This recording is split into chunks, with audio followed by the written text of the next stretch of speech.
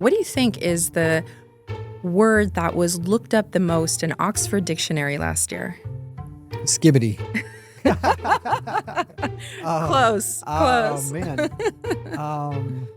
It had to be something like, with regards to mental health, I feel like. But It's, relatively could be part of that, but it was the word manifestation. Ooh.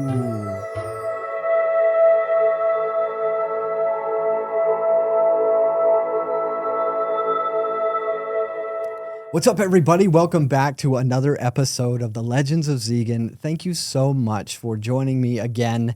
I have a wonderful guest with me, as always. She is a 100% legend, and I'm so excited to introduce you guys to her. She is an author. She is an entrepreneur. She is a multicultural person. She is up to big, big things in life. She's an incredible person. She's got some incredible stories, so I can't wait to share them with you. But without further ado, everybody, I would like to introduce you to Dr. Sogol Homayoun. You got it. Sogol, how are you doing today? I'm doing great, Dave. Thanks so much for having me. Yes, absolutely. Thank you so much for being a part of this, taking the time. I know you have a wicked, wicked busy schedule, so I just appreciate you sitting down. It was wonderful to see you and your mom this weekend. And so now we get to hang out and do this podcast officially. 100%. So for everybody out there, they're always wondering like, okay, what makes this person a legend? And you are without a doubt one of the most fascinating people I have ever met. And I want to dig into a little bit about your background, but I want to start with, of course, the origin story. So tell us a little bit about where you've come from, what that journey's been like for you. Absolutely. Well, my immigration story to the United States, a little bit different compared to your average immigration story. And I was 2 years old when I first came to the United States. Most Iranian Americans who come to the U.S. for the first time go to this little city called Los Angeles, but fondly known to a lot of Persians as Tehrangeles, because there's a lot of Persians that have occupied that city right now. So we settled in over with some uncles and aunts and cousins and started our life there. And then I actually went back to Tehran when I was 10 years old. Okay. So this was a new journey for me, not knowing how to speak the language really well, and being able to just go into a country from a different perspective after so long, and being able to immerse myself in this like familiar culture, and of course learn the language, which is Persian and English, Farsi, in its traditional sense, and stay there until I was 18. Okay. So for 8 years, and really formative years. Formative, middle school, high school years where you're developing your personality. Yeah. And loving it. After that, I decided to move back to the United States to pursue higher education. So I came to Arizona. My sister at that time was living here with her husband, so it made sense for me to come over here and stay with family. So the family came back. We settled in Arizona. And I've been here since 2002. Wow. It's crazy to think about, right? I Time know. flies by. It's crazy that. Can I call myself a Phoenician now? I don't know. Absolutely. Yes. I think 10 years, because in Phoenix time or desert time, because it's so hot, I think we earn double time points. There you go. living out here. That's fascinating. The life in Tehran for you, especially like we said, the formative years, what's it like for somebody maybe who you hadn't really gotten to experience it a lot? So did it meet your expectations? What expectations did you have about living there, and what was it like? Yeah. There's a lot of misconceptions, right, about the Middle East in general. I usually joke and I say the first time I saw a camel was in the Phoenix Zoo because I didn't live and grow up in that environment. The north of Iran has, typically 4 seasons, and definitely Tehran is like New York City. It's a dynamic metropolitan type of city, growing in population year after year. Definitely a dual dynamic, which means it has so much growth and potential to do so many things, work-wise and personal, fun-wise. At the same time, we have some laws of the land that we have to follow, Yes. right?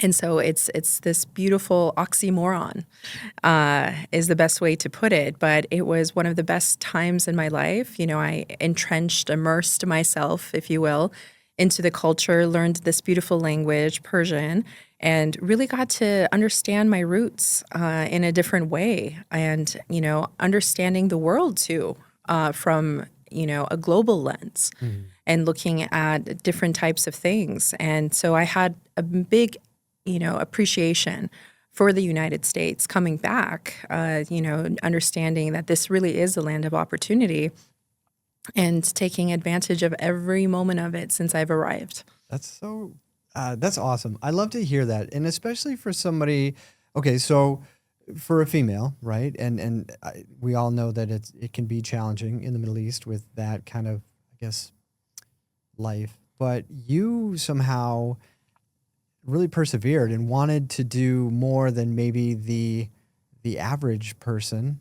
Obviously, you got your bachelor's, got your master's, and then went on to go get your doctorate. And that's insane. I mean, you are up to big things. You're not. I mean, you're young, and so accomplishing all those things. I want to know what drives you. Like what made you go from this 18-year-old kid who left and wanted to go and pursue bigger things for yourself? Yeah, I think there are a few things that really got me inspired. One is, as a woman, I think the identity of a woman is very different. Growing up in the Middle East, you may be the daughter of someone, or the wife of someone, right? You're always connected to someone. And for me, I think I wanted to have my own identity, Yeah. not connected to someone else. And so the United States offers that opportunity, in different ways for you to be able to pursue that, life, liberty, and happiness as an individual. And it resonated with me, to be able to understand that through different means, in my case, through, higher education and professional work, you can, develop yourself, your personality, into becoming who you want to be, not who you should be. Right. And so I think this has been such a liberating process. Now, of course, it has its trials and tribulations. Like anything in life, you have to be tested to make sure that your conviction is true. But for me, it was the only way to live. I love that. That's powerful, especially because I think a lot of people who go through those trials and tribulations just give up, or it's not worth the fight, and I think that's what's special about you is you are a fighter by nature.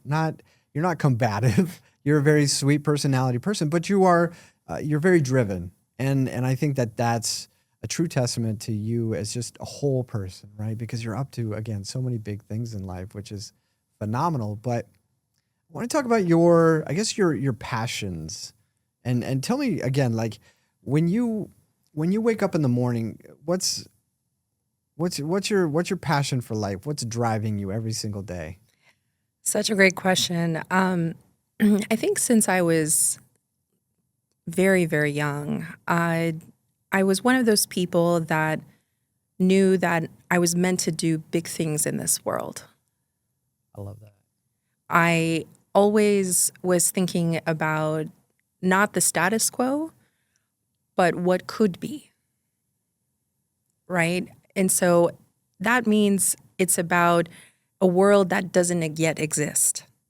And living in that space is sometimes difficult for people because they don't see it. Some people have to see it to believe it, right? But living in that gray area is where I thrive, because it made me realize early on, before all my external education, that there is a power in human intuition that drives us into understanding things about ourselves, the direction, the GPS, address that we want to put into ourselves and the direction that we want to, provide some direction in our life.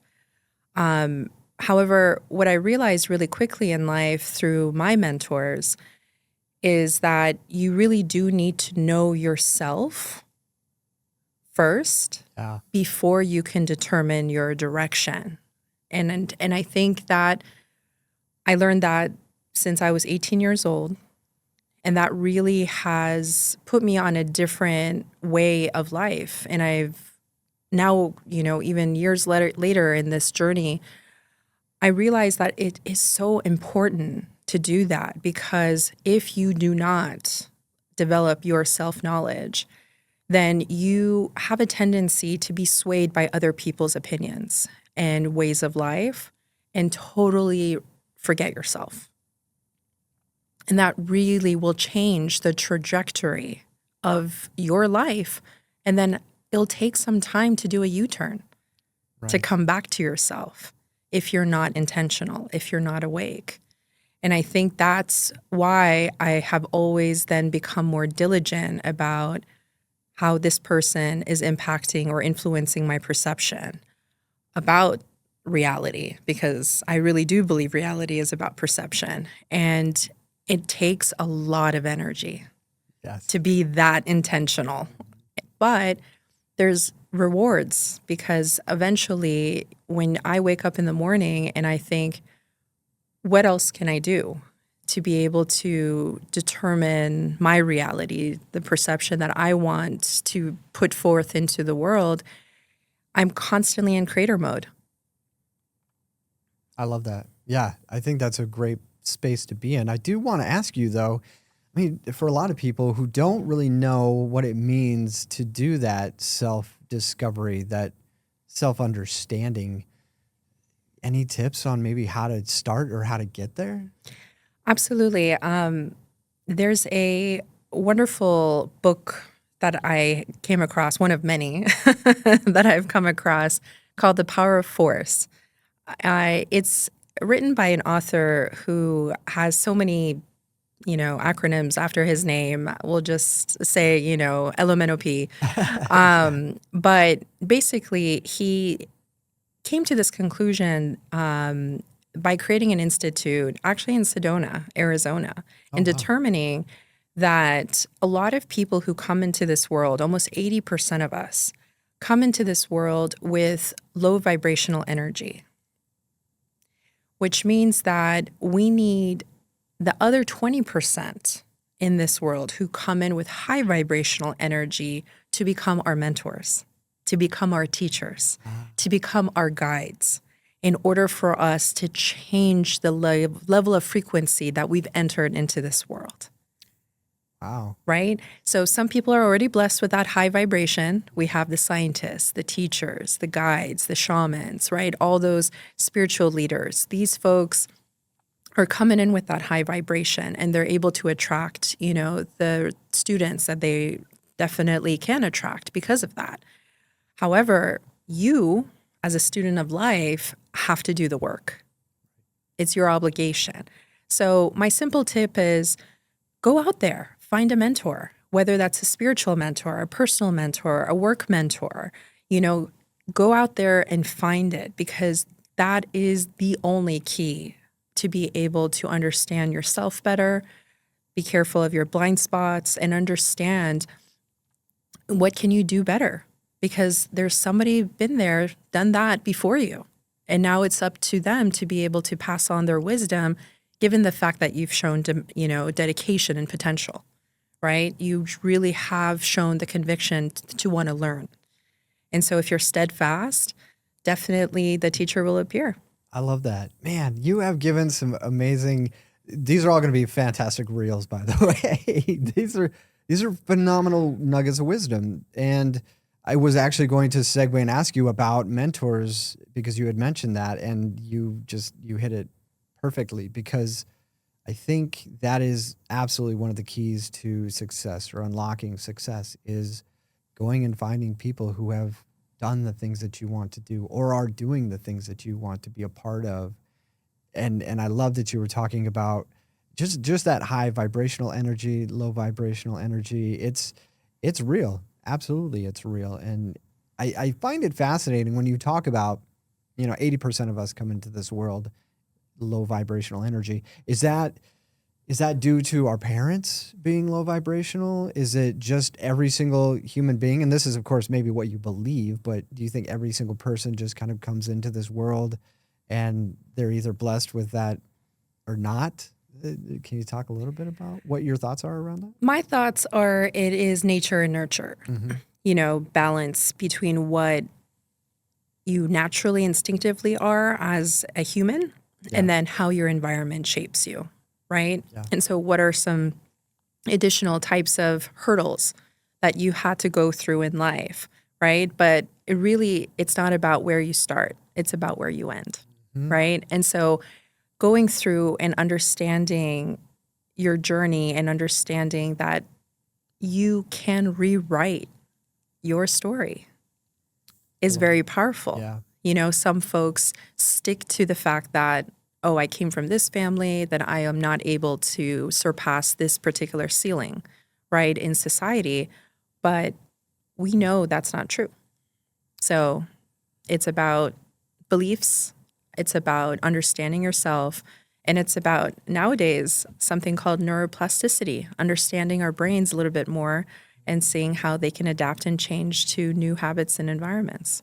I love that. That's a great segue as well. You're great at this, by the way, and I appreciate you making my job easier. But I do want to talk about, we're just going to jump all over the place a little bit because your story is so fascinating, but you're an entrepreneur. I think you talk about going into creator mode and you're always just wanting to be, doing something and putting new stuff out in the universe. And you have done that now. You have started a business around leadership coaching. Yeah. Is that fair to say? Okay. Yeah. And you can clean up what I've just butchered your business to be, but it's called the Jasmine Circle, right? Yes. So let's just briefly talk about that and kind of what the benefits of being a part of that is. Yeah. So I decided to start my personal leadership coaching organization. It's a global leadership coaching company dedicated to helping others be able to understand and nurture what matters most to them by nurturing their creativity, personal growth, and compassion. This is all based on science and practice. This is an opportunity for people to understand that we as humans have to develop both our left side brain training and our right side, both together. I always joke and I say, because I had to study history in Iran, and not many people know, but the Persian Empire has been around, right? So 2,500 years. And so my history classes were very different from students in the United States hanging out for only 250 years. And so what I realized by super successful people during this 2,500 years, a lot of the OGs were scientists and poets. They were, right? They were some technical aspect to their lives. They were astrologers and writers. So you'll see in history that humans always develop both sides of their brain in order to be truly well-rounded. Mm-hmm. And when I came into the United States, and I started, going into my first career, I understood that we have this heavy emphasis in leadership development training for only left side brain training. So the logic, the rational thinking, Right. which is not bad, but it's incomplete, right? If you truly want to develop a well-rounded leader who also has that ability to analyze data and be able to understand the facts about the direction and strategy of a company, you also need to teach them about creative thinking and understanding how that impacts people when it comes to being more empathetic about their employees' lives and their well-being, right? And if we can do that more often, then we change a culture. of an entire organization that focuses on growth and not just, the success of profit, right? It's both are necessary, but growth definitely has to be balanced with well-being in order for us to sustain it. And COVID did show us a little bit of that. Yes. So I see a lot of companies pivot into this direction, but we still have a long way to go. And so by creating the Jasmine Circle, I'm inviting others to join in on this mindset that let's make sure that you are a well-rounded leader. Let's make sure that you understand what it means and how you can be one, even if you work in an organization that may not support this, ideation. And let's make you what, and another lovely book that I love called The Tempered Radical, which is to move the needle in a very diplomatic way and be able to move and understand that change is slow, but it's progress, and you can do the good things that you want to do, but you need to know what those are first. And so you provide the additional coaching by understanding a little bit more about how to rewire your brain if you're hung up on some things. Number 2 is understanding about Eastern and Western leadership ideation and practices. And finally, understanding the creative thinking and the creative problem-solving process if you've forgotten that you are naturally creative as a human, right? And in this age of AI and other different types of technologies that are out there, being creative is still the human superpower. And if you forgot and don't believe that you're creative, we will train you to remind you that you are creative and you are able to start somewhere, like creative problem solving, until you can figure out other hobbies and habits that will reinforce this way of thinking. That's really cool. It's almost like you are helping them unlock that part of their brain, almost like unlocking that bit of your childhood, right? Where you had that innocence, that creativity that just you couldn't like hold it in. It just leaks out all the time. And somewhere along the way as adults, we lose that. And I think it's neat that you're trying to bring us, maybe not bring us back, but reopen that chest of so much goodness. And I think that's amazing. And Well, I love like that you're doing it. to be funny and say that's the reason why the word circle is in Jasmine Circle, because life is about being a full circle, Sure. right? And so what you're saying about going back to your childhood, it is about going back to that origin, Mhm. right? And so that is one of the many reasons why I've named the I think company that's brilliant. I think Jasmine that's Circle. fantastic. And this is a fairly new business for you. You Yeah. are, for those of you guys who don't know Sogol, which is, a lot of people, although you are extremely connected in not just the local community here in Arizona, but obviously internationally as well. But you are extremely qualified to do this work. And I think that's amazing because not only have you been kind of training for this moment, maybe not even realizing that you were training for this moment, but now you're here. And I want to understand for you, how did this come about? How did you get started? What catapulted you into wanting to go and start this business and do this work?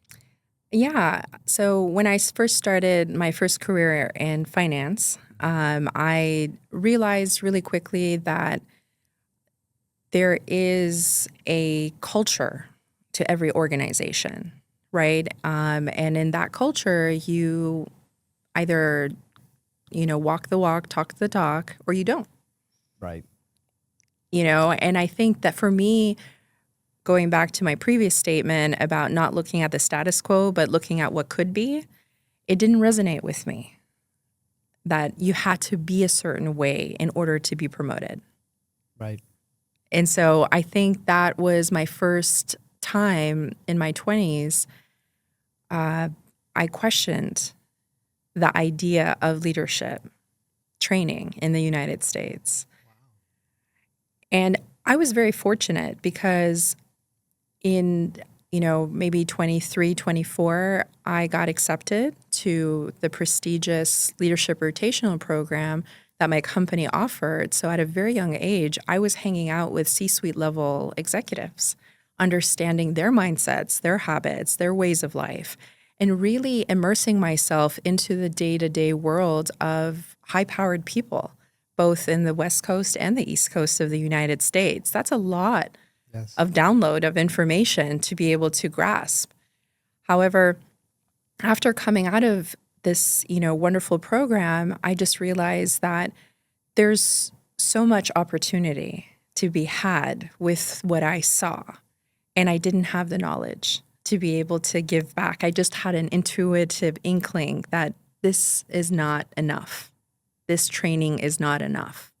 And I need to know the language of business. I need to know the language of leadership in order to be able to communicate effectively. And so that truly started, right, alongside my mentor, who was a physicist.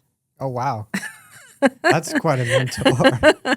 My first mentor was a physicist, and he and I met when I was 18 years old, and he had opened up my eyes to the idea of why self-knowledge is super important in human development. And I thought, okay, well, if he tells me if something's not resonating with me and this is about me understanding me, then perhaps there is a connection between then maybe this is not my space. This is not where I should be. Right. So that was the basic kind of intuitive understanding that this is not the place that I want to be.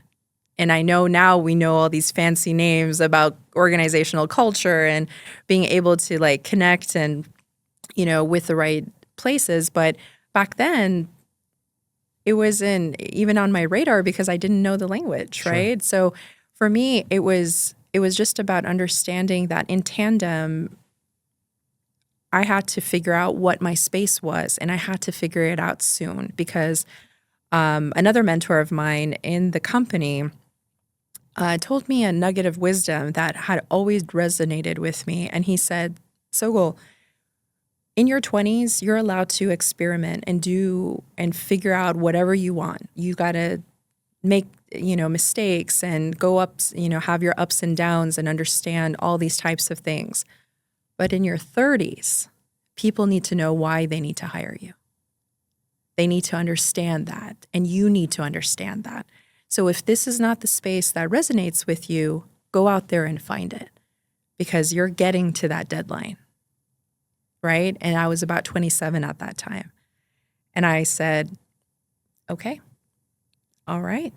So the next 2 years, I did something radical. And I like to put myself in a vulnerable position out there because a lot of people may not even think about doing this, but I did it.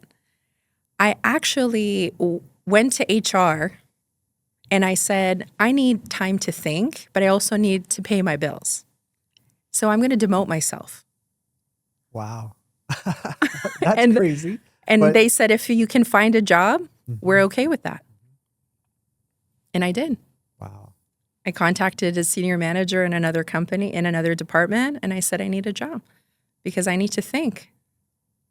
That's all I need to do. I need to think and redirect and figure out my direction because I was told by the company mentor that direction is more important than speed.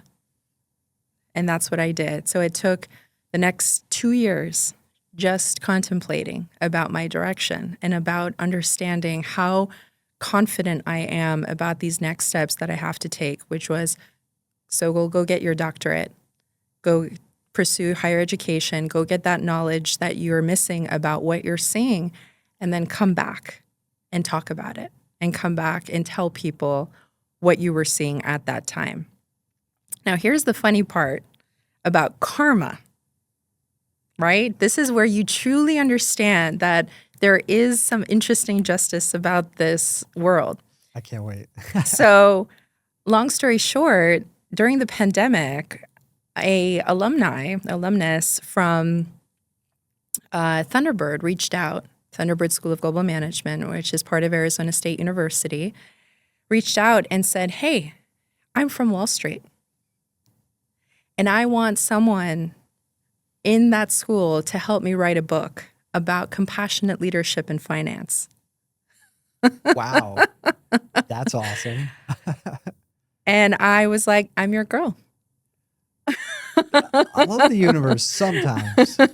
That is wicked cool, though. And so during COVID, while everyone is on lockdown and worried about health, I was worried about health, but that was my passion project. I spent the next 3 years writing all the things that I wanted to write and talk about in my 20s. All the things that I knew that could impact the financial services industry in the United States. And I was joined with other, folks from finance, from Compassionate Center in Europe, and all these other places who are co-writers in this particular book. And we did it. We wrote the book, and now it's housed on Thunderbird's website. And it has turned into the epicenter of proving that passion and compassion and profit can totally coexist side by side. That's amazing. That is such needed work too, and that being able to tie those together, I think, is going to. I mean, as a society, we have to progress, right? We need to again become like this well-rounded, full circle. I love the name of the business, Jasmine Circle. But you're right. It's something that you have really powerfully unlocked that they can coexist because, again, we all have this mindset, I think, of thinking that it can only be one way because that's always the way it's been. And now we're seeing that, okay, that's not really the case, which is neat. But you are absolutely kind of on the forefront of trying to really create this movement. And I think that's incredible. I mean, it speaks to such a higher calling, right? More purposeful work. And I think that's something that a lot of people are desiring to go and do. And you're doing it now. I mean, obviously through some blood, sweat, and tears, of course. But, I hope you're patting yourself on the back here and there because you should. You've done a lot. And I feel like you're just getting started, though. That's the amazing thing. And how old is Jasmine Circle? It's what, a year old? Not even that. Okay. No, I definitely started the Jasmine Circle in October of 2024. Yeah. So right now it's, for me, it's just getting started.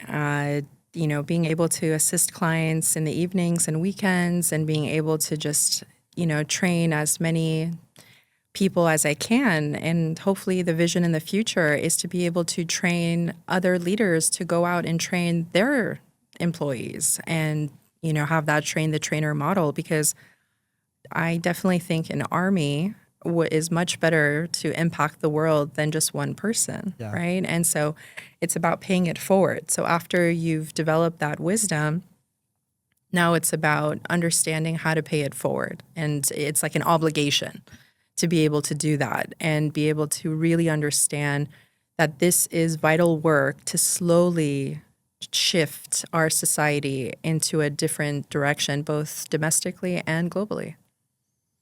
That's amazing. I love that you are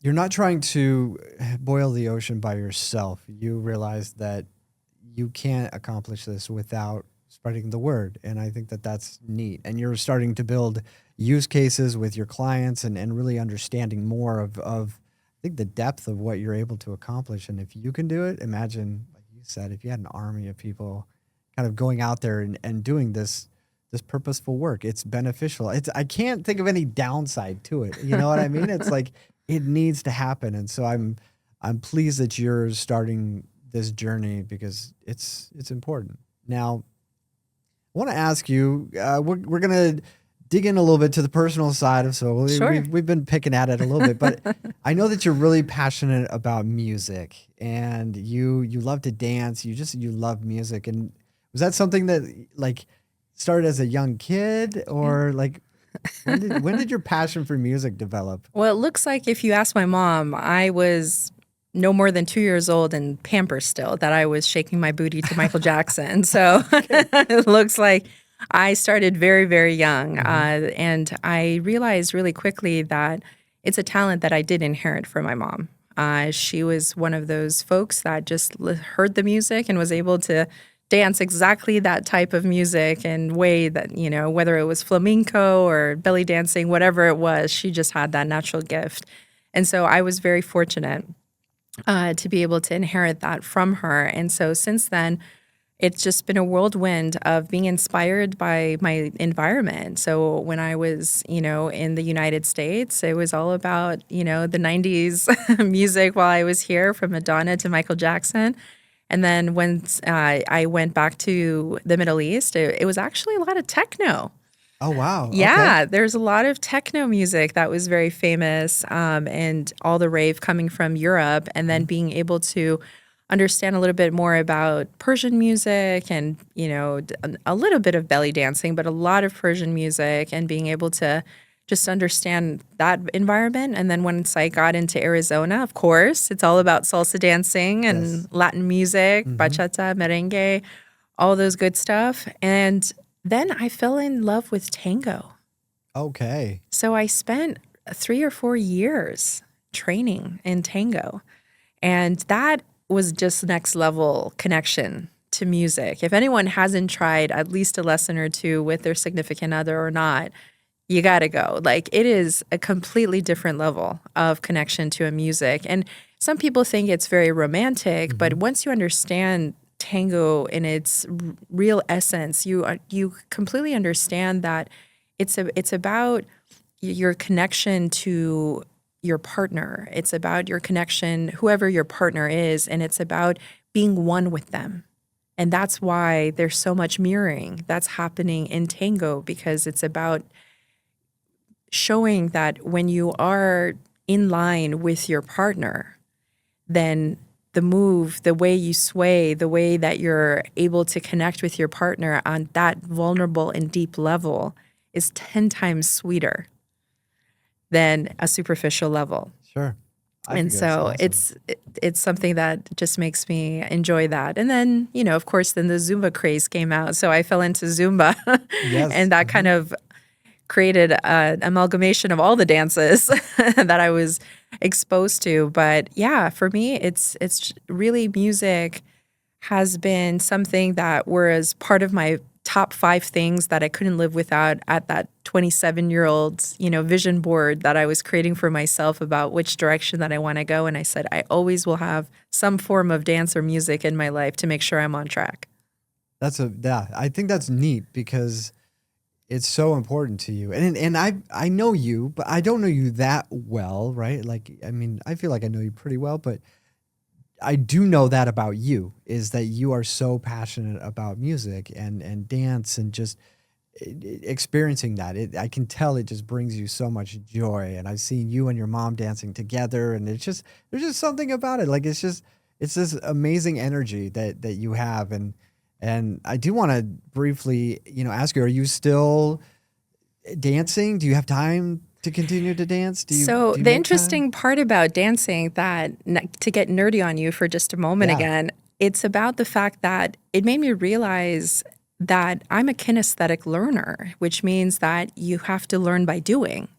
And that actually translates to now how I coach and teach people, that I actually bring dance into my training. Do you really? Exactly, because I That's cannot operate without music anymore. And I think many people are kinesthetic learners, whether they're conscious about it or not. And it always works. They always come back after the training and they're like, oh my God, I totally get it now.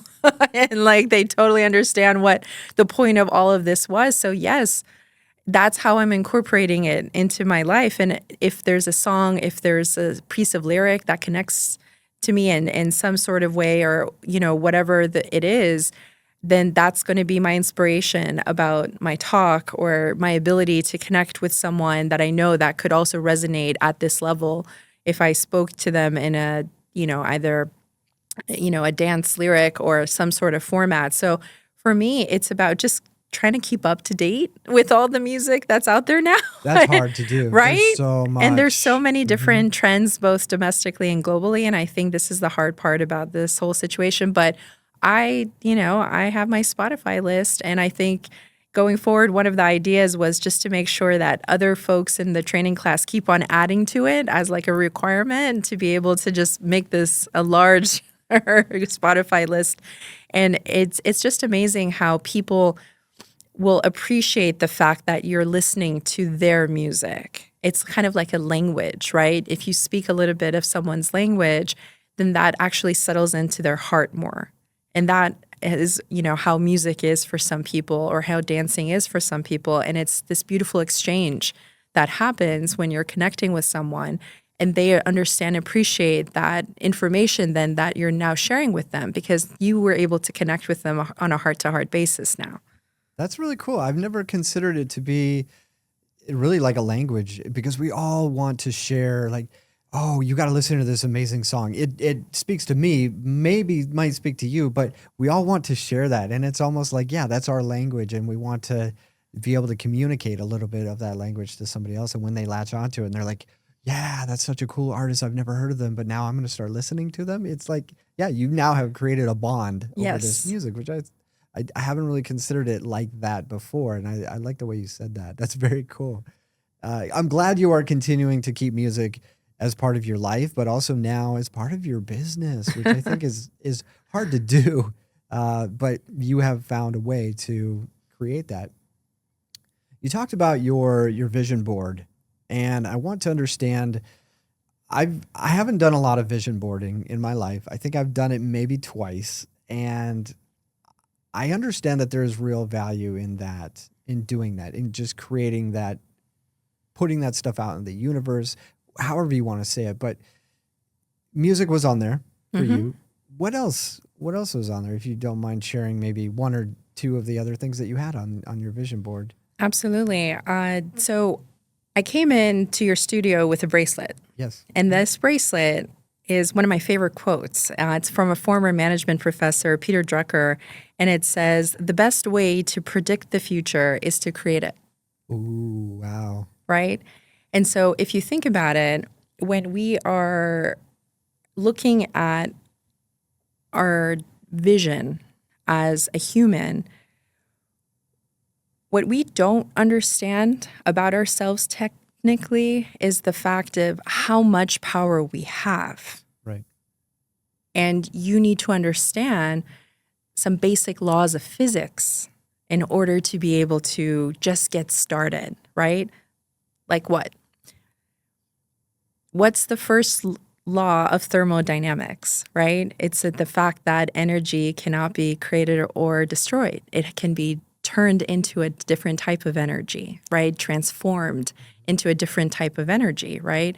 And as humans, what we're really trying to understand is that perception and the reality of perception that we have becomes malleable. That means that what we actually are seeing in this world is catered to the lens that we have put on since childhood. But it is not static. It's absolutely interchangeable based on how we change our mindset and how we view that particular aspect of our reality, right? And so that is just one of the laws, right? And a lot of people don't know this, and maybe I should quiz you on before I give you the answer. Do you know what percentage of light hits your eyes as a human? What percentage of light? Light.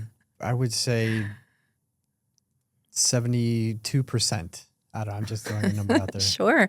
And a lot of people throw that out there, but the correct answer, it's only 1%. What? Yeah. The human eye, go check it out, go do your research, only can filter in 1% of light through our eyes. Do you know how much we don't see with these eyes? That's a really interesting statistic. It is. I was gonna throw a really. I don't swear on this podcast, but man, I almost did because that's a crazy number. And That's it's a just crazy number. A wild statistic that now I'm like, what am I missing out on? How do we unlock the other 99%? Exactly. So what does this all mean, right? It means that human eyes are limited senses by nature. Yeah. And so in order for a human to actually develop the vision that they want, right? Because sight is different than vision, right? Sight has limitations, but vision doesn't, right? And so when we're talking about vision boards, the only way you can unlock that vision is by looking inside, because we just determined that by looking outside, you have limited capacity to see the reality that is malleable, Yeah. right? So the only way is through reflection. The only way is through your ability to be able to take the time to be comfortable, to go within and accept both your dark side and your light, right? Because if you don't become best friends with those both sides of yourself, then you're not able to express whatever version, right, of who you see inside, which is the reality of who you are as a human, right? And that's sometimes the society is lacking that reflection because we've prioritized speed over direction, right? And so when we think about training, right, I have this really cool exercise. It's called the 1-2-3 game. And basically, it's a simple exercise where you partner with someone, and I say 1, you say 2, I say 3, and then we just go back and forth until someone makes a mistake, right? That's it. That's as simple as it gets. But then I make it harder by including some other types of replacements for numbers. So maybe 1 is now a clap, 2 could be a stomp, right? Something like that. So I make it harder and harder. So as we go through these different rounds of making this particular simple exercise harder, what happens from an external observation that I'm looking at the participants, everyone is now slowing down to be able to not make a mistake. And then I asked them, I said, why did you slow down? Right? They're like, because we didn't want to make a mistake, right? And I said, well, next time you're doing things for yourself, remember that this was your way to be able to understand your direction better. Yes. You have to slow down. Slow down. Wow. Right? That's powerful. And so that is something that I think we really should be able to rethink about. Speed is not the answer. It is about slowing down. It is about looking within. It is about understanding yourself. And then once you figure out that trajectory, once you know what address to put in your GPS, go for it. Slingshot it. Sure. Yeah, go as fast as you want. Go as fast as you want. But Yeah. until you don't have that direction, what are you doing? Yes. No, that's brilliant. I love that, actually. That's a cool exercise, too. Tell me a little bit about, because you really dive into it. Do you get into the realm of like self-acceptance within this education that you're now providing? Because I mean, that's a deep hole to go into as well. And I think a lot of us struggle with that, but I feel like you have a pretty good understanding of yourself and have accepted yourself as who you are. But oh, Dave, what's that journey like? What is that journey like? Let's go back to the whole tears, sweat, and toil right. that Sure. everyone has to take. I am no different than anyone else. The Sogol that you see in 2025 is definitely not the Sogol of 2002. Right. Definitely not. It has been an understanding that the journey of life is so much more richer than the final outcome of life. And acceptance, right, is different from knowledge, right? You can know something, but have you accepted it about yourself? 2 different things, right? Right. And from my journey, how I can speak to it, it was about permission. It was about boundaries. It was about understanding that,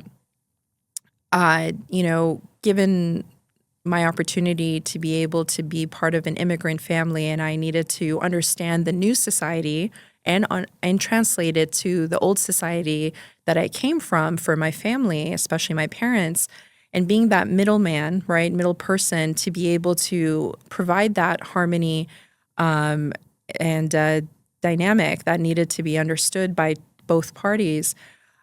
It made me realize a little bit more about the fact that it takes a long time for you to understand how you're relating yourself to other people and how much of yourself you're giving to other people, right? And how much is enough before, some maybe, unfortunately, abuse, neglect, or other different types of negativity could happen in that dynamic, in that relationship. And that's where the permission and boundaries come from, right? For me, it's always been, I'm a giver, right? I want to give, I want to share. I'm an oversharer, definitely, to my mom's dismay, but but she's also like that too. So I'm like, you can't say anything. Right. But the idea here is that even if you are super empathetic, if you're a giver, if you really hold your heart, on your sleeve, you still need boundaries. And the real reason is it's about your well-being. Mm-hmm. Because once you overdo it, then your body's going to tell you like, hey, you have used me enough. You have cried over this person and that person enough. You have, absolutely stressed out about this event and that event too much. Too much. You got to let go. There has to be a line about these types of things. And so for me, it wasn't something that I understood at the beginning. I thought I had to be that person who had to vocalize my opinions and be able to put myself out there on a constant basis. But then slowly, as I was growing up, I realized, wow, my body doesn't like that anymore. Right. Right. And so for me, realizing that now it's about well-being and it has to be prioritized in any sort of way that I can think about, then that's where the boundaries started. That's when the permission changes, right? It's kind of like that Google folder where you change your permissions and your share folders, right? Lock it down a little bit. Totally. I went from like anyone with a link to like restricted access. Private. Literally. A few people get. I love that analogy. Right? I totally changed my privacy settings. That's awesome. And it's the funny part is, and this is the hard truth that I just didn't realize that when you do that, and again, it's nothing that it's good or bad, it is what it is that this was the first time that I realized that not a lot of people are going to like it when you change your privacy settings. Mm-hmm. Not a lot of people are going to like it. Yeah. They're so used to you being this open book, this punching bag, whatever it is for you to them. Not always negative, of course, but it's change, right? And now you've created these boundaries that they can't cross or they're not allowed to cross. And that sometimes frustrates people. But so sometimes when you think about those folks, like in my case, we can call it a people pleaser, right? We can call it being an empath.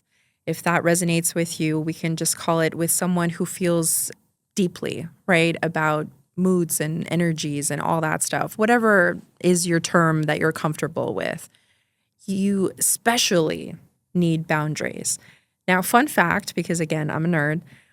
So I came across this specific documentary on Amazon Prime called Sensitive.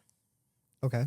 And it's about the journey of a scientist, Dr. Elaine Aron, and her research from the 90s in psychotherapy that basically has proven now that some humans definitely have more sensitive nervous systems.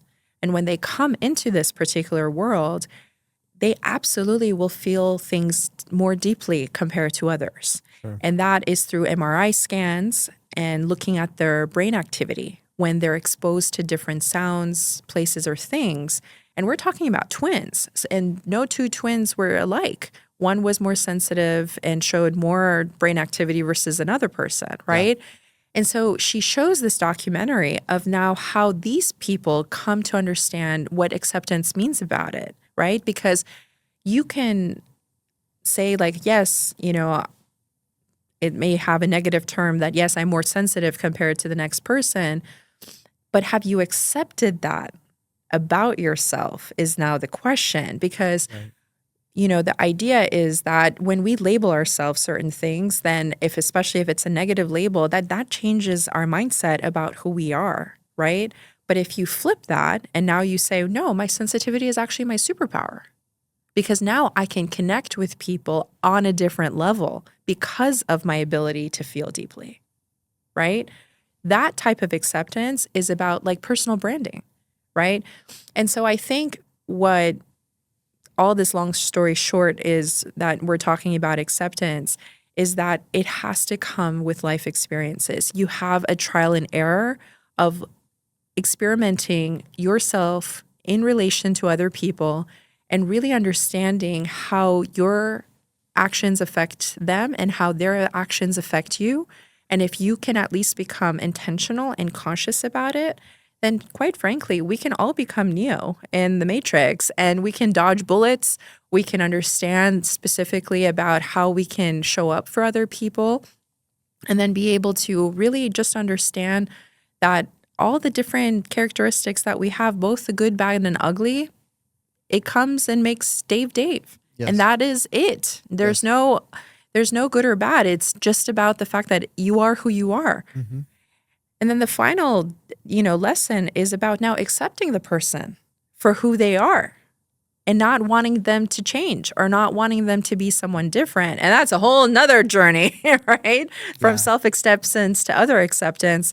And that has been my life lesson this year, just to be able to say, this is who they are. They're showing you who they are. You have to accept them for who they are, period. That's it. Like, don't think that you're out there to change and all that stuff.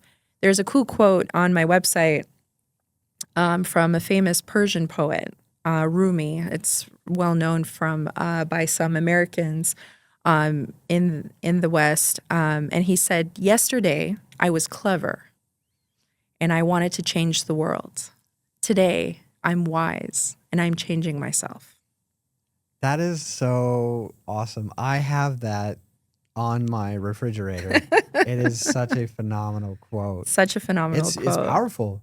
And it's one of those things where we put it on the fridge because it needs to be a daily reminder. Yes. Right? Because we get so absorbed in our day-to-day lives, and it's one of those things where I think and life is all about like trying to reach that epic point, getting to the top of the mountain. You're finally here and you feel like, okay, I've finally done it. And then you look out and then there's a taller mountain, right? And it's just like, it's never ending. Never ending. But the goal is to, again, you had said it earlier, right? It's not about the destination. It's about the journey, right? And I think that's powerful. That's important to remember. But yeah, I think we all want to, we all want to change the world, but really the power comes in changing yourself. So that's cool. I'm glad that you mentioned that. That's so funny because I got that. There was this restaurant, I think it's Union Bar and Grill in like Mesa, and they put quotes around their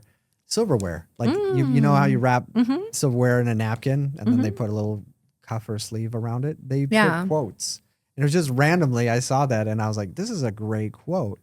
And I never looked up, the author or whoever wrote it. But Rumi, yes, I remember seeing that name and I was like, oh, I wonder who that is. Not enough to actually go and research it, but profound. So Rumi was a Sufi poet, and if anyone knows anything about Sufism, it is the reality of Islam, where the literal translation of Sufism means discernment. Okay. Right, and so the idea that if a human becomes a Sufi, it's when they're trying to discern themselves better. Sure. And that's why the majority of his poems talks about how he was able to go on his journey of coming from blind ignorance and understanding, the esoteric knowledges that comes from the books, and then having his teacher also point out the fact that all the stuff that he learned till now was worth nothing if not without his experience and with his own discernment that he needs to grab through life. And that's why he was able to come out with so many cool quotes that resonates with such interesting Western audiences now, because it's such a universal message regardless of what spiritual faith or background that you come from. Mm-hmm. Yeah, it bears nothing in regards to religion, but just human condition and human need to go and become a better version of yourself, right? Yes, and I will take it a step further. It actually becomes the reality of religion and the role it should have played. Sure. Yes. As a human, right? Because if we were talking about if the reality of religion was to be able to understand yourself through the different acts, right, or practices or exercises within any religion, whether that's prayer, whether that's fasting or what have you, right? That is supposed to help you understand yourself more. Yes. And then we got little muddied. Yeah, somewhere along the way, I don't know if there was some element of discovery of power within religion that could be wielded. I don't know. Who knows? We Right? don't have to go down that rabbit trail because that we'd be here for another 5 hours. That's cool though. I'm glad you brought that up though. I think that that's important in regards to just the overall topic of self-acceptance, and I'm glad you brought that to the table because I was just curious about it. I know that it's an important topic in your work that you're doing, and I just didn't know if it was fully pronounced, I mean, because there's so many different routes that you can go down with leadership and coaching and unlocking that creativity for them and being more mindful of not just analytics, but a mindfulness of the people that you're leading type of thing. So I think that's powerful. I want to shift gears a little bit here and throw you maybe a bit of a not a hard ball, but it's an interesting question because I found that most every single one of my guests have had to overcome some type of hardship in life, and I really think that that makes people legendary. And I want to understand from you and if it's too difficult to talk about, you don't have to. But what's the hardest thing or one of the hardest things that you've ever had to go through in this life thus far? Yeah, no, absolutely. I definitely have several examples, much like many people. And I think the powerful thing about talking about your vulnerabilities in life is a reminder that we're not alone, Yeah. right? If you can resonate with someone's hardship or difficulty, that creates a sense of unity. That creates a sense of belonging, right? That, oh, wow, she also went through this. It wasn't just me, right? And I think if we start our trajectory from recent times back to backwards in my early years, I think that ability to be able to appreciate, my sensitivity, right? And understanding this through the documentary and going down the rabbit hole of Dr. Elaine's research and just understanding how, wow, so many people have this ability of, not accepting their sensitivities as a superpower and being able to spend, in my case, so many nights, crying by understanding that why did I feel so much pain from this person? Why did I understand that this person's ability or energy to impact me so much, I was personalizing it so much over these years, right? And giving me answers to just understanding about how energy shifts between human bodies and how we need to be so aware about when you enter a room. So there's an exercise that if you enter a frame of a door, check in with yourself and understand how you're feeling right then and there. Because if you go into that room and you start picking up on other people's energies and you leave that room and you have changed your mood, at least you know that now that is not you. It was someone else's energy that you picked up on, someone else's vibe, someone else's mood that you picked up on. And now it's in your system and you have to find a way, as Taylor Swift says, to shake it off. I love that. Right? Yeah. However, if you're not aware, if you're not intentional, then you're going to go home and say, why am I depressed? Why am I sad? Why am I this? And that was my journey, right? I didn't understand where all these mood shifts were coming from. And I was having all these emotions that were tied to it, right? And analyzing while crying all at the same time. And that was just too much, right? And so one of my colleagues taught me a hack about that. If you get involved with some sort of emotional exchange and you can't get it out of your system, do this at least, is just, kind of lay on the ground for just a couple minutes and just cry it out without analyzing it. Just cry it out. Get it out of your system because energy has to flow. Energy has to shift. Or if you're into exercise, go do whatever, right? Shift it through your weight lifts or, lifting weights and doing all those types of things, but move that energy out of your system and then analyze it the morning after. Because this will save you time and energy because your brain can't detox and analyze at the same time. And boy, has that saved me so much energy, because now I can go ahead and move that energy. But then the next day I'm like, why was I like that? And then I'm like, oh, because that person said this and I led to that, right? Sure. And that's when your subconscious will give you the answer. But it can't do both at the same time, and you're going to be exhausted at the end of the day. And that was my problem, that I had so much exhaustion as a result of overanalyzing this energy exchange, right? To be able to do all those types of things. So that really is like one of my recent epiphanies, if you will, of last year, to be able to understand this exchange, but also understand how to harness this power that I have. And now I have to expose myself by adjusting my privacy settings, by understanding who I want to interact with and how they're going to impact me. Yes, you've added some criteria, but now you know exactly how you're going to thrive and keep thriving in the types of dynamics that you want to thrive without losing yourself. Yes. Right? I think this becomes very powerful, because again, if you don't do that, then you become what? Reactive. And that's where you lose your power. Yeah. Right? And that's something that goes back to the permissions and the ability to set boundaries. And so that has become transformative, right? You know, other hardships, I kind of feel like really, again, telling you and the whole audience in this crowd that I was a late bloomer. Okay. I wasn't someone who knew exactly what I wanted to do.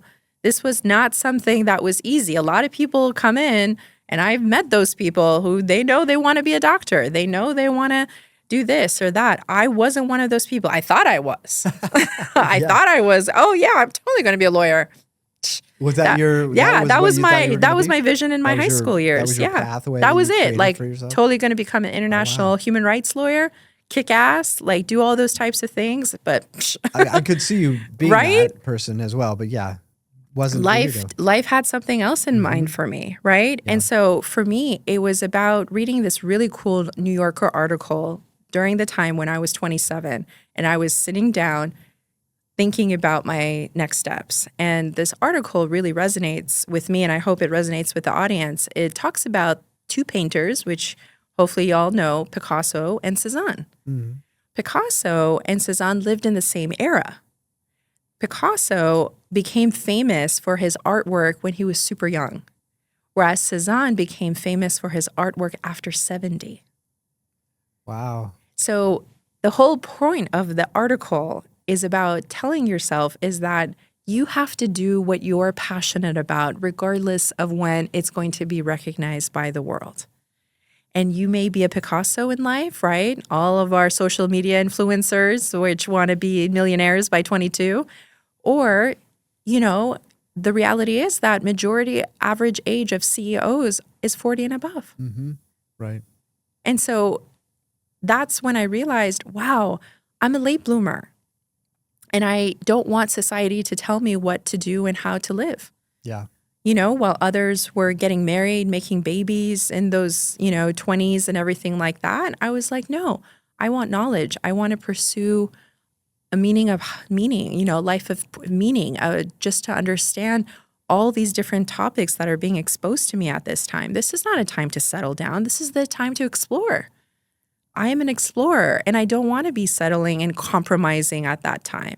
And for me, I think that was, as a woman in any society, whether, believe it or not, even in the US, it really still shakes up society when you think about it that way. Yes. So for me, I was the rebel. I was the one that was doing things differently. And then I started meeting other people that were like me, and then it became all okay again, right? Because it's about finding your tribe, finding your community, finding the people that you connect with. But as a woman in the society, it changes your identity when you don't have those additional, maybe, prefixes to your name. You're not a Mrs., you're not this, you're not that. You haven't, had the 2 kids and the picket fence and all those different dynamics that you wanted to have. What's going to happen? Freeze your eggs, do this, do that, right? All these choices that has to come down. And I'm like, oh my goodness. It's too much. It is way too much. Throwing all this at me. Yeah. Yeah. I will do it when I feel like doing it, right? When it is the right time, right? And I think that this is one of the biggest hurdles as a woman's identity, that I had to constantly remind myself to accept who I am, to accept who I am, to accept who I am. Talk about self-acceptance, right? Right. It was no joke. It's still no joke. It is absolutely this constant reminder that I had to remind myself that you are still not done with the things that you still want to do, and the right person will come at the right time. That's all it's all that matters, right? Yeah. The perception of identity in our society definitely still has some opportunity for improvement, to say it politely. I like that. That's a very a PC way to put that. But it's true though. I think you hit the nail on the head. It's the timelines are going to be different for every single person, but also just those pressures that you're talking about. That it's like you're constantly getting bombarded by it. And I can't even speak to it as a woman, right? I don't even know what that's got to be like, but I know that it exists. And that struggle continues even to this day, right? What year is it? Seriously. Come on. How are we so far behind in a human society? I'm not just talking in the US, which is pretty progressive, but even that, is like we're not anywhere near where we should be. But I mean, I digress on that topic too, because we could be here for a long time talking about it. But I'm proud of you for sharing those hardships, because I think a lot of people do resonate with that. And I'm so impressed with the fact that you admit that you still struggle with it to this day. And I think that there's power in that too, because you acknowledge that, again, you haven't hit the mountaintop yet, or you have, and you're ready to go and achieve the next mountaintop, knowing that there's going to be the bumps and scrapes and bruises getting to the next one, and you're still willing to put up that fight to get there. That's powerful. And I think that, the universe is going to provide you with a lot of great things. It continues to do so for you. I think you have been someone who puts a lot out in the universe. And so the fact that you're getting some of that back is awesome. And I hope it continues. Thank you so much. That's one of the best, we can say, well wishes, prayers, whatever you want to call it, that I've received this year. And, to kind of add to that for, the folks that are listening, what do you think is the word that was looked up the most in Oxford Dictionary last year? Skibbity. Close. Oh man. It had to be something like with regards to mental health, I feel like, but it's, relatively could be part of that, but it was the word manifestation. Ooh. So everybody was trying to define the word manifestation, right? And I'm going to just define it how I've experienced it in my life, because I think it kind of wraps up a lot of the topics that we've talked about vision, about being a co-creator with the universe, about understanding a lot about yourself and a self-acceptance, and how it all comes down to one simple fact. And this actually goes back to Zoroastrian symbolism. This was the religion that was in Iran, and still exists in Iran until today, which talks about good deeds, good thoughts, and good actions. Now, if you translate that into our new age type of way of thinking, it's talking about alignment. It's talking about that if your thoughts, that translates into, your actions and your abilities to be able to manifest what you want, you have to be in alignment first, right? Before you can truly manifest. Because the one thing that a lot of people don't understand about this divine dance that we have with the universe is that the universe will want to test you constantly about your convictions. And you are the one who has to be aligned and straightforward about what you want. But as a human, what I've experienced is that we go through the life saying something and then doing something else, thinking something and then doing something else, right? And I am guilty of it. Absolutely. I completely am now conscious when I say something and I do something else, and then I'm like, no. That's going to mess up the formula of manifestation if you do keep on doing that, Sogol. So how are you going to course correct that, right? Yeah. And so if a lot of people are trying to figure out how to manifest, that is my interpretation. Align your thoughts with your words and your deeds. If you can be able to truly get that down over time, then you'll see something magical will happen. And this is what happened to me starting last year as a result of this conscious ability to be able to start aligning. You start attracting a lot of people, place, and things that is going to support you in your endeavors. They're now going to naturally show up, right? They're going to come to you. You don't chase anymore. You attract, right? And that is how humans become powerful. That's how humans know they are on the right track. That's how you know that your co-creator mode is on full blast because you just caught the universe's tension. So now at this point, it's all about execution. Now it's about what do you have to show, because you still have to continue to, do the good thoughts, do the good words, do the good deeds, right? To be able to make sure that you're on completely on track, because you're constantly tested. The moment you diverge from that particular thought process or action process, the universe is like, come on back, because that was not the plan. And that has been truly transformative as far as what we're talking about today. And the lesson that I leave, everyone, all the listeners with, because I think that this is something that everyone is capable of. This is not something that you have to be a saint, you have to be a prophet, you have to be this, you have to be that. It's all about these simple facts about self-knowledge, understanding of yourself, self-acceptance, but also alignment. Once we understand these basic concepts, that's when the creation mode starts. And that's when we can shift society into different ways for good, right? If that is your intention. And so that, I think, is something that we all have to reflect on. That's brilliant. I love that that's the kind of the entire the amalgamation of everything that we talked about today is really just that, right? Continuing to practice all of those it's elements. A practice. But I do like the addition of the alignment, and I didn't realize that manifestation was the most looked up word, because everybody's talking about it and everybody wants to figure it out, right? Because if you can unlock, I keep talking about unlocking this power. I don't know why, but just you started it, and and I'm gonna keep going with it. But yeah, it's a superpower as well, right? Where you can start creating this universe that you live in, where things are going the way that you intend them to go, or you want them to go. And it's not always going to be that way, but if you can kind of get on that right track, stay in the universe's algorithms, so you keep getting the videos you want to see, and you're getting more viral, like you said, of people approaching you.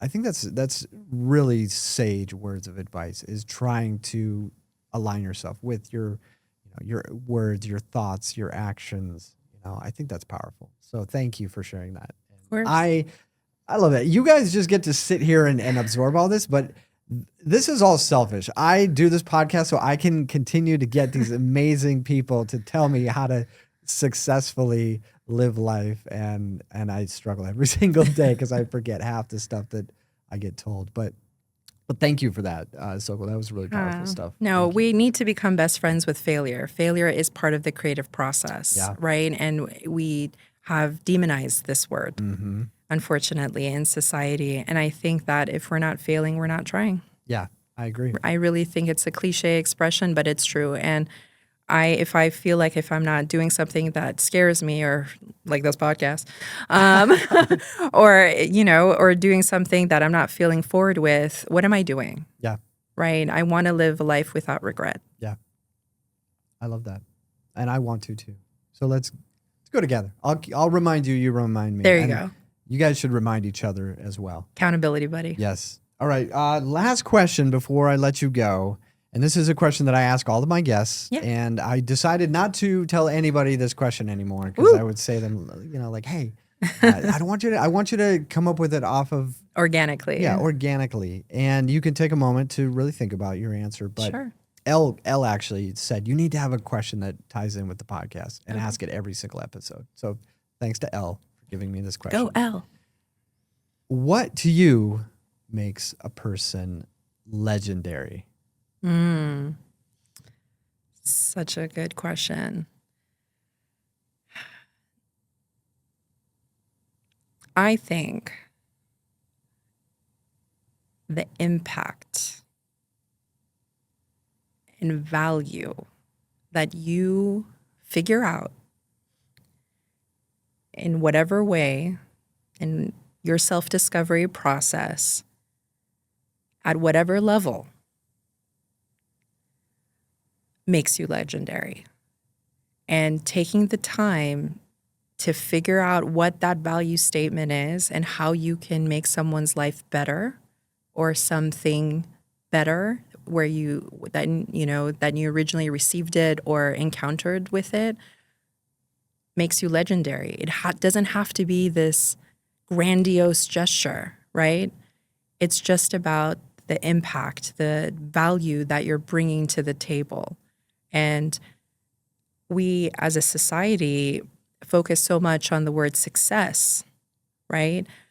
However, you have to really define success and what that means. And sometimes we think success is money, power, prestige, status, whatever really it is. But history has proven to us that it's not about what we do during the lifetime, very short lifetime of when we exist, if we truly want to be legendary. It's about what we leave behind, right? And that's the value, that's the impact. And if you haven't spent your life figuring that out, right, who can do it for you?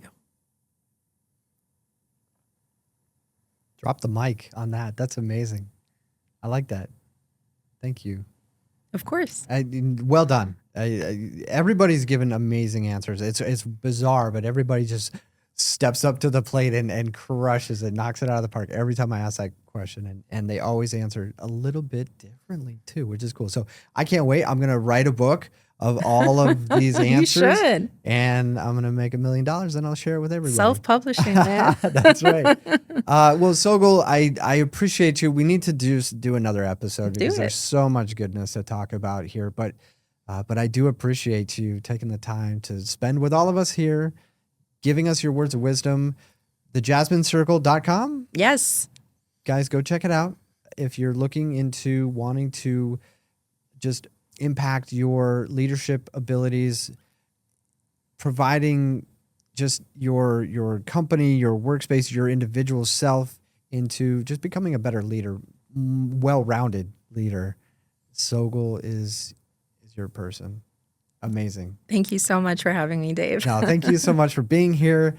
Dr. Sogol Homayoun, guys, this was a great episode. Thank you so much for watching. And as always, like and share. Tell everybody about this podcast because we need to share this to the world. But thank you so much for watching. Don't forget, be legendary and stay legendary. Bye, everybody.